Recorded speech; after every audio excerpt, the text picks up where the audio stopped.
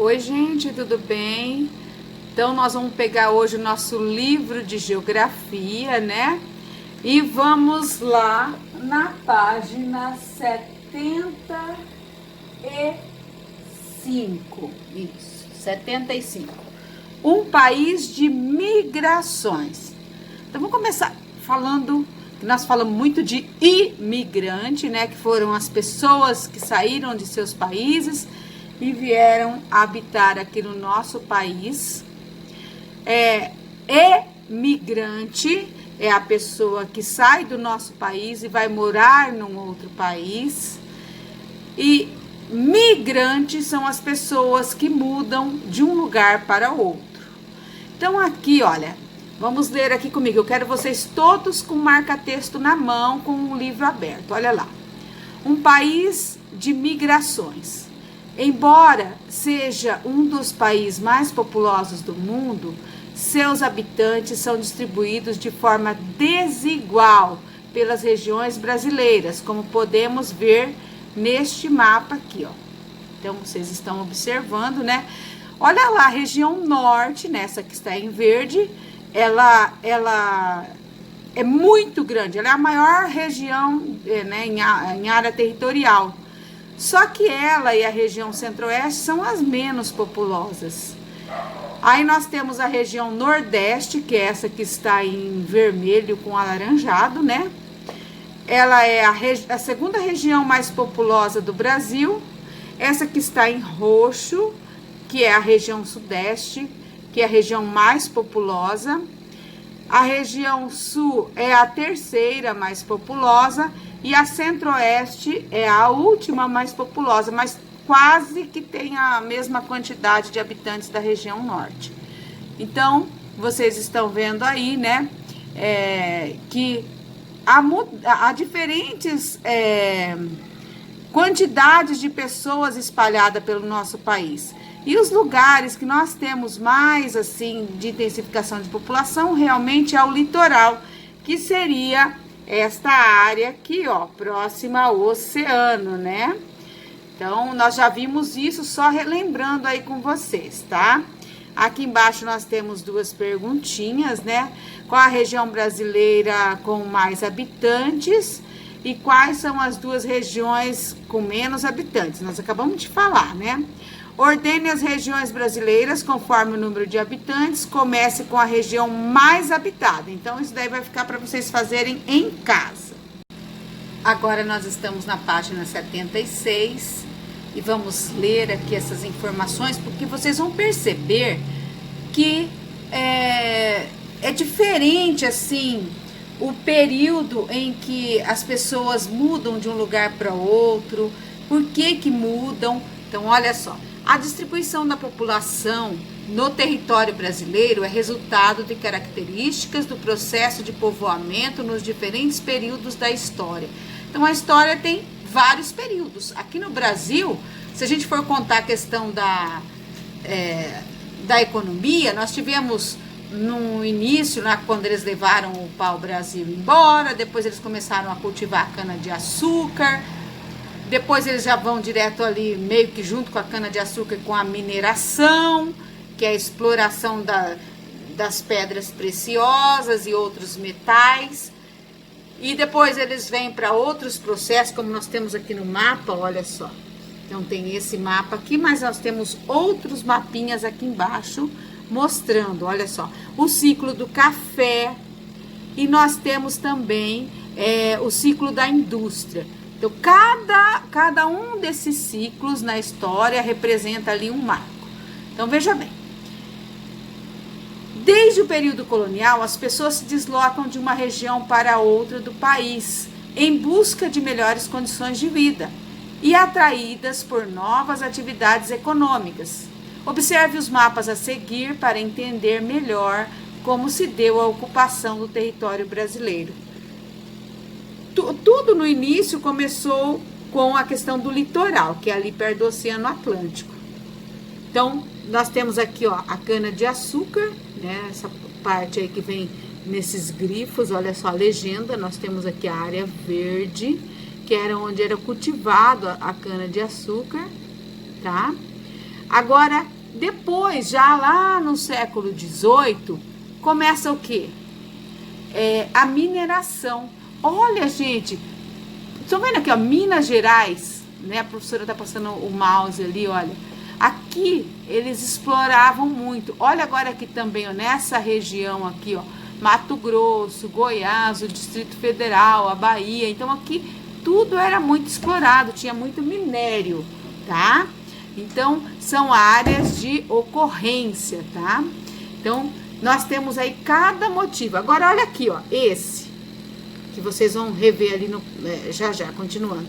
Aqui, mostra o quê? A área onde mais se cultivava o café, que nós dizíamos, né, que foi lá no século XIX. Aqui existia a política do café com leite, que ficava... quem comandava o país era só os presidentes, os governantes de Minas Gerais e São Paulo. Por isso que chamou de política de café com leite, porque o estado de São Paulo ficou muito forte no café e Minas Gerais no leite. Mas ainda tendo aqui, ó, essa parte aqui do café. E depois vem a industrialização. Tudo que tiver aí de roxo mais escuro são os locais onde tem as indústrias mais fortalecidas. Com o tempo elas foram se espalhando. Olha aqui na região sul. Veja aqui um pouco na região nordeste. Aqui na região norte, olha. Aqui, né, no Amazonas. Então, cada vez que ocorre assim, essa modificação de movimento da economia, as pessoas migram em busca do quê? De uma vida melhor.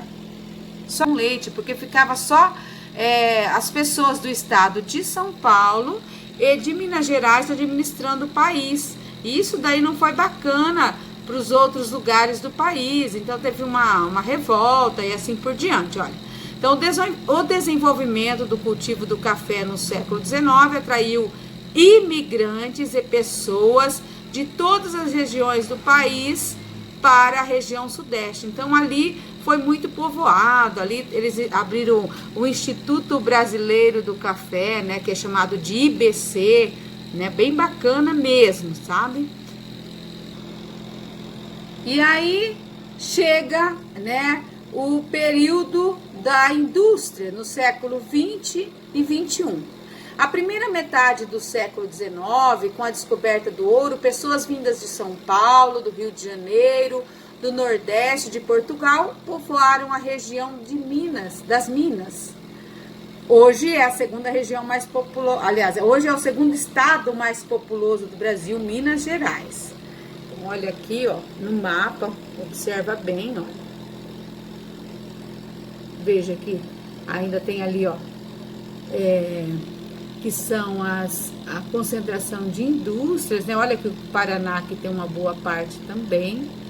Olha o estado de São Paulo, Rio de Janeiro, Espírito Santo e Minas Gerais, que é o ponto mais forte mesmo da questão da industrialização. E aí vocês devem perguntar, mas professora, qual é o motivo que as pessoas tanto saem dos seus lugares de origem e vão procurar um outro lugar para viver? Então tem vários motivos. Pode ser por motivo de guerra, falta de emprego, né? A economia do país desestabilizada.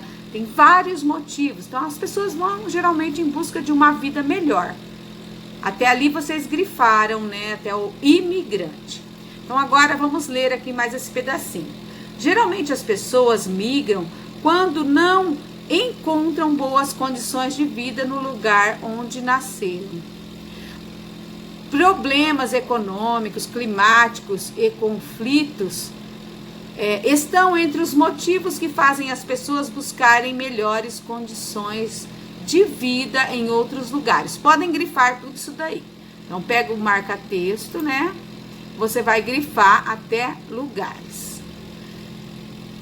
A seca e as duras condições de vida no sertão da região Nordeste levam muitas pessoas a migrar para regiões do país, para outras regiões, principalmente ali, gente, no estado de São Paulo, vem muito muitas pessoas da região Nordeste, né? Eles vêm em busca de uma vida melhor.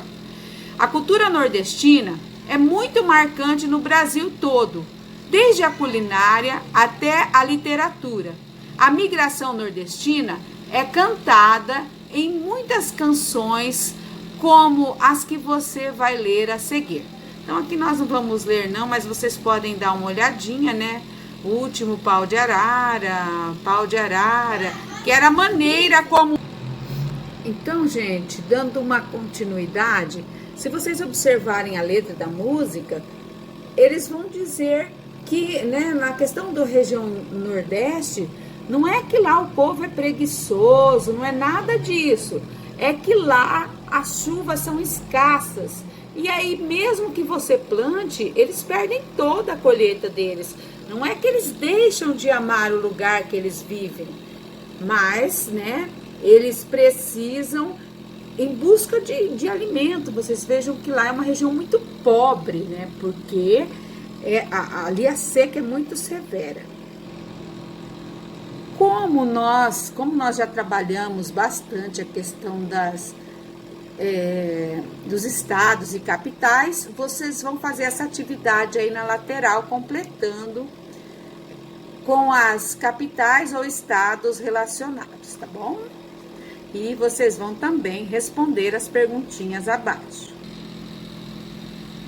Desde 1950 vem ocorrendo no Brasil um grande deslocamento da população do campo para a cidade. Olha aqui as imagens. Como que nós chamamos a saída do povo do campo para a cidade? É chamado de êxodo rural, gente. Êxodo rural é um tipo de migração também. Por que as pessoas tiveram que sair do campo para as zonas urbanas? Porque houve o quê? O processo de industrialização, os maquinários que vieram, né? Às vezes uma máquina poderosa aí faz o trabalho de 150 homens que trabalhavam na agricultura antes. Então é a evolução, a industrialização. Então tudo tem um lado bom e um lado ruim. Olha aqui para vocês terem uma ideia. Então nós temos ali, ó, Brasil, população urbana, população rural, de 1950 a 2010. Se vocês observarem, olha só, urbana era bem menor na época de 1950, as pessoas, a maioria, viviam na zona rural. Olha com o passar do tempo, olha só, já em 1960, a diferença, olha só, aqui praticamente já passou os habitantes da zona, aqui está quase chegando nos habitantes, né, da zona rural, ali em 1960. Quando foi em 1970, aí, olha, acontece o quê? Já houve uma inversão. A zona urbana já tem mais população que a zona rural. E assim vai acontecendo, né? Agora, olha aqui em 2010, ou seja, ao tempo que vocês mais ou menos nasceram, né? 2009, 2010. Nós tínhamos cerca de 161 milhões de habitantes na zona urbana e cerca de 30 milhões de habitantes só na zona rural. Por conta do quê? Do processo de industrialização. Então, para saber os motivos que levaram as pessoas a sair do campo para morar na cidade, leia os seguintes itens a seguir. Então, a mecanização do campo diminui os postos de trabalho dos camponeses. Grande número de pequenas propriedades é comprados por grandes fazendeiros, ou seja, as pequenas propriedades, né, foi para os grandes latifundiários. Vocês vão ouvir muito essa palavra, que são os grandes fazendeiros. Geralmente eles praticam monocultura, quer dizer, eles cultivam só um tipo de plantação. As pessoas que migram têm a esperança de uma vida melhor na cidade, com certeza, né? E para nós concluirmos, vocês vão fazer atividade, né, na página 81, deixa eu conferir aqui se é 81 mesmo, e vão colorir no livro e responder aquelas perguntinhas. Fica isso para hoje, tá bom? Um abraço para todo mundo. Não esqueçam de ler junto comigo no livro e fazer grifar os itens mais importantes.